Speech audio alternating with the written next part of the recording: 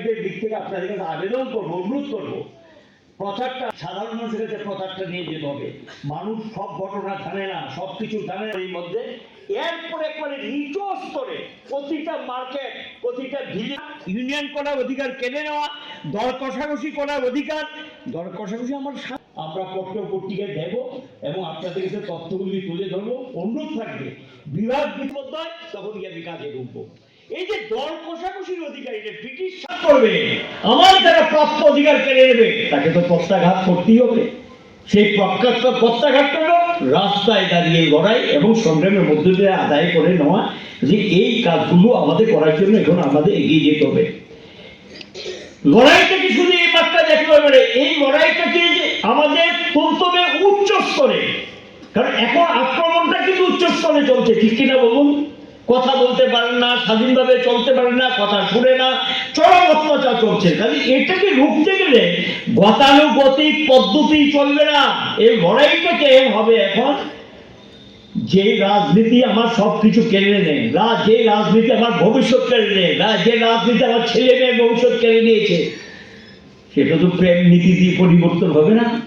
তাহলে আমাকে এমন একটা মতাদর্শগত এবং সাংগঠনিক শক্তি বেছে নিতে হবে যেখানে একটা বিকল্পের সন্ধান দেবে, একটা বিকল্প কর্মসূচিকে সামনে নিয়ে আমরা সামনের দিকে এগিয়ে যাব, যেটা হবে মানুষের কাছে প্রকৃত বিকল্প হিসেবে আমরা উপস্থিত করব। এই লড়াইটা আমরা করতে চাই, একটা কংক্রিট অল্টারনেটিভের প্রস্তাব নিয়ে আমরা এগিয়ে যেতে চাই। সেই দৃষ্টিভঙ্গিতে আমরা সমস্ত ট্রেড ইউনিয়নগুলো আজকে একটা ঐক্যবদ্ধ জায়গায় এসেছি, আমরা মিলে সেই লড়াইটা আমরা করতে চাই। এবং একটা জিনিস মনে রাখবেন, কেউ কেউ বলার চেষ্টা করলে মুদি মুদি মুদি মুদি ওই যাই করি মুদি থাকবে। শ্রমিক শ্রেণীর কাছে ডিভিডিজম নামে কোনো শব্দ নেই।